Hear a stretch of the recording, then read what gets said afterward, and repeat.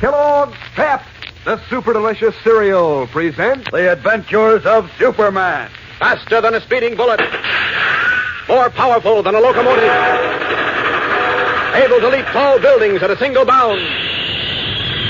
Look, up in the sky. It's a bird. It's a plane. It's Superman. Yes, it's Superman. And today on the bleak and ravaged beach where the Man of Steel waged his greatest battle, two duck hunters witness a strange scene. We'll join them in a moment. But right now, here's a word from your announcer.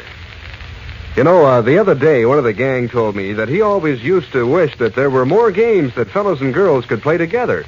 But since Kellogg's Pep began putting out those brand new comic buttons, well, he says it's swell. Because girls and fellas get a great kick out of collecting these brilliant new buttons, wearing them pinned on their jacket or dress or cap.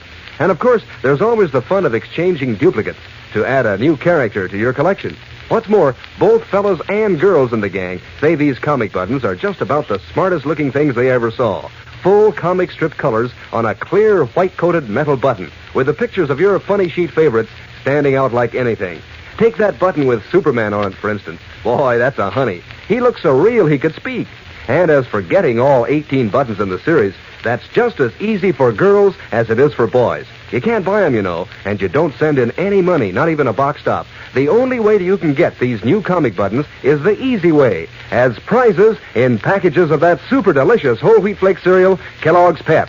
Ask Mom to get you a package of Pep tomorrow. Then see which prize you find inside. One of these brand new comic buttons or a military insignia or warplane button. Remember, that's P-E-P, Pep, made by Kellogg's of Battle Creek. Now the adventures of Superman. Using Jimmy Olsen as bait, Henry Miller, in whose blood flows the deadly kryptonite which makes him an atom man, lured Superman to a lonely beach and defeated him in a titanic battle. Drunk with his power, Miller killed Der Teufel, the Nazi scientist who had transformed him into a human atomic monster, and then buried Superman in a deep hole in the sand. Then he left for Metropolis, intending to destroy that great city as his first step in conquering the world. But shortly before sunset, as Superman lay buried beneath the sand, two duck hunters, Joe Nelson and Mart Andrews, came up the beach. Suddenly, Nelson's hunting dog, a water spaniel, began to bark and dig furiously, spoiling a perfect shot for the two hunters. Annoyed, Nelson hurried to where the animal had already clawed out a sizable hole. You bet! Come out of that hole! Come out, I say! Wonder what he found down there. Dead fish or a sand crab or something. You hear me, Biff? Come out of there! All right, if you won't, I'll haul you out. Aren't you ashamed of yourself? A pedigreed hunting dog digging for dead fish. Come on now. He sure doesn't want to come out of there. I don't know what's come over him. Biff, cut it out. Stop that noise. How do you expect any ducks to show up with you barking your fool head off? Here, look at him. He wants to dig some more. I'll dig him. Biff, stop it. Stop it, I said. What the? Hey, Joe, wait. Huh? What's the matter? Come here. What is it? Look down there where the dog was digging. Shut up, Biff. Where, Mark? At the bottom of the hole, sticking out of the sand. You see? Holy smoke. Looks like a man's foot. That's what it is. Somebody's buried down there. Well, that's why Biff... Come on, Mark. We gotta see about this. Help me get the sand off him. Get away from here, Biff. Get away. Go on. I can't understand how anybody'd be buried here on the beach. That tide might have washed him up. Yeah, maybe, but... I don't like this, Joe. I don't either. Hey, he's dead as a doornail, Joe. What'd you expect, buried under the sand? Poor guy. Wonder who he is. Beachcomber, maybe. Say, that's funny. His clothes are ripped to pieces. You can't even make out what they are, but I don't see any marks on him. I don't either. Well, that is funny. What do you suppose happened to him? Search me. He wasn't drowned, you can tell that. You know, come to think of it, he must have been struck by that lightning. Lightning? Sure, the lightning storm that knocked down all those trees and tore up the beach. Big bolt must have hit him, dug a hole in the beach and buried him. Look at his clothes, or what's left of them. See how charred they are? If it was lightning that burned and tore his clothes up that way, he'd be burned too. Oh, that's right. Well, no use worrying about... Hey, what was that? Oh, it's what? I heard a low moan. Didn't you hear it? No. Oh, maybe you heard Biff up the beach. Biff's way up the beach. Oh. There it is again. Yeah. Holy smoke, Joe. This fella's alive. How could he be? Buried under the sand? Wait a minute. See if I can hear his heart. Well, you felt his heart before. I just put my hand over it. I was sure he was dead. Quiet now. Hear anything? Not yet. Wait. Yeah. It's beating all right. It is. Yeah. I can hardly hear it, but it's beating all right. We've got to get him to a doctor fast. Take his legs, Joe. Okay. Oh, no. No, wait. We better not move him. He might be hurt inside. Now, I'll tell you what. I'll drive to Sam Tyler's and call the hospital at Linwood. Send out an ambulance. But his heart's weak. He may go any minute. Getting the ambulance here will be better than us carrying him to the car and then giving him a bumpy ride. The ambulance could come in on the beach road. I'll make it as fast as I can, Myers. Come on. Leaving his hunting companion with the still figure of Superman, Joe Nelson rushes away to his car. Within an hour, an ambulance roars up the beach road, and 2 attendants bearing a stretcher hurry across the dark sands. A short time later, in a room in the Linwood Hospital, Superman lies in a bed, his eyes closed, scarcely seeming to breathe. Leaving an intern and nurses with him, Dr. Bruce, chief of staff, steps into the corridor where Sheriff Simpson awaits him. How is he, Doc? Hello, Sheriff. Still in a coma. What are his chances? Frankly, not too good. Our only hope is that he'll respond to a blood transfusion. We're getting him ready now. By the way, his people ought to be notified. You able to find any identification in his clothes? Call them clothes? Weren't no more than burn up rags. Fall to ashes if you touch them. If you had any papers on them, they're ashes, too. Hey, Doc, you figure he was struck by lightning? I never heard of a man struck by lightning who didn't show a mark of it on his body. Me neither. His clothes all ripped to pieces and burned. How could that happen without there being a mark on him? I don't know, Sheriff. This is a very puzzling case. You said it. Sure hope you can pull the poor fellow through, Doc. Chances are he's the one young Olson saw on the beach with them 2 Nazis. Nazis? Mm-hmm. What Nazis? Ain't in the papers yet, but one of them was Teufel, a Nazi scientist. He was killed by lightning. No doubt about that. The other one, Henry Miller, got away. This fellow might be able to tell us what Teufel and Miller were up to, where Miller went. Well, I'll certainly do all I can, Sheriff, but... Dr. Bruce. Ready for me, Snyder? No, sir. Please come here. There's something happened. I can't understand it. What's the trouble? His skin, I can't puncture it. What? Yes, sir. I broke 2 needles. His skin is impenetrable. What's that mean, Doc? I'll have to see. You can come in, Sheriff. I remember reading of a case of a man struck by lightning. Never mind, Snyder. Get an injection needle, please. Yes, sir. Looks dead to me, Doc. Still alive. Here you are, sir. Thanks. Step back, please, Sheriff. Now, swab his arm, Snyder. Yes, sir. Yeah, that'll do. Now, let's see about this. Good heavens. Needle broke. You see, sir, it's amazing, but I once read about Never it. mind about your eating, Snyder.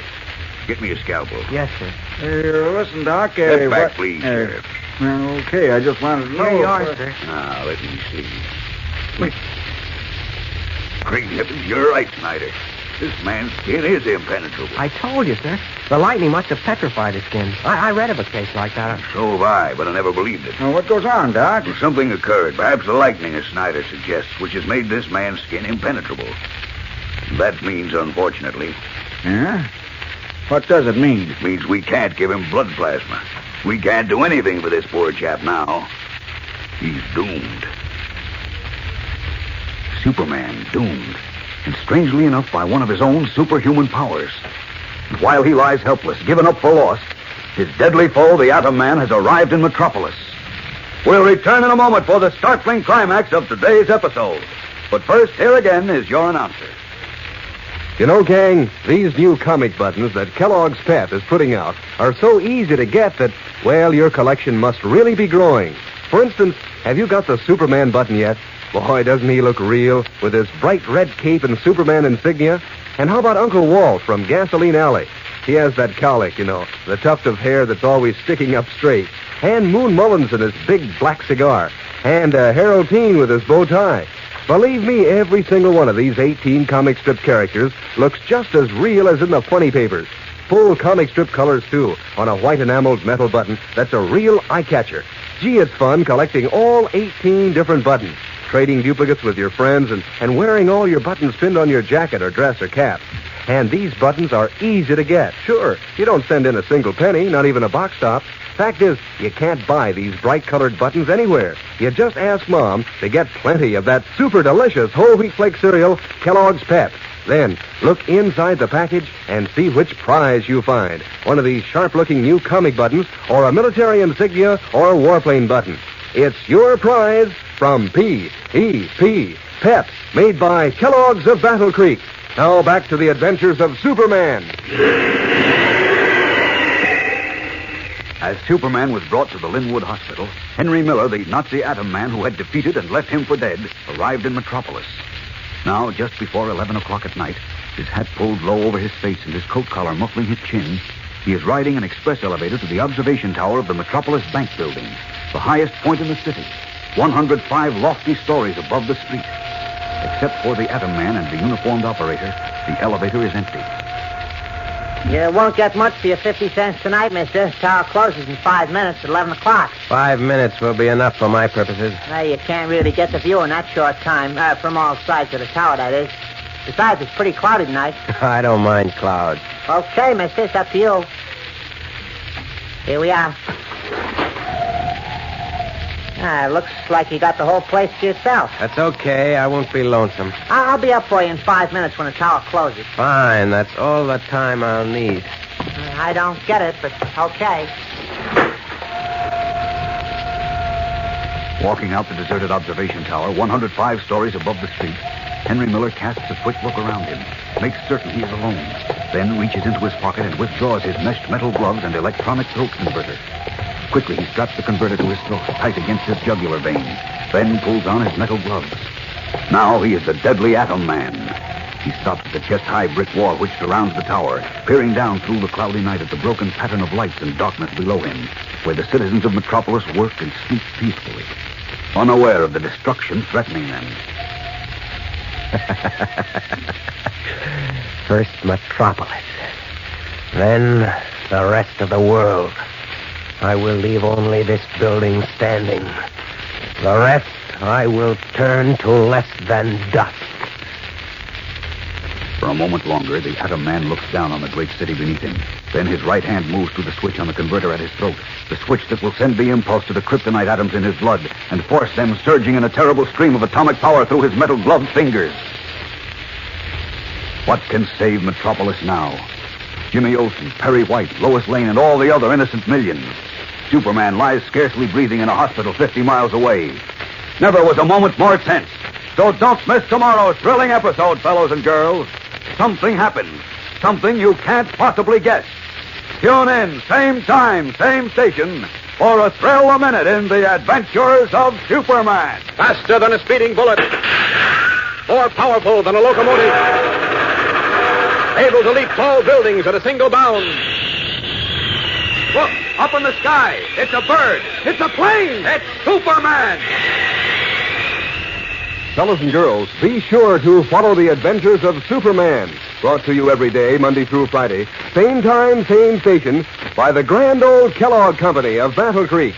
And for other thrilling adventures of Superman, see your local newspaper. Superman is also a copyrighted feature appearing in Superman DC publications. What's the good word, gang? It's Kellogg's. Kellogg's Raisin 40% Bran Flakes. The happy combination of fruit and cereal that makes breakfast loads of fun. Crisper, toasty, fresh flakes. Delicious. Vine-ripened honey-sweet raisins. Delicious. Flakes and raisins teamed up together. Doubly delicious. And those seedless raisins are so naturally sweet, you can go easy on Mom's precious supply of sugar. Kellogg packs a lot of nutrition in this double feature treat, too. Ask Mom for Kellogg's Raisin 40% Bran Flakes. And be sure to be with us tomorrow for the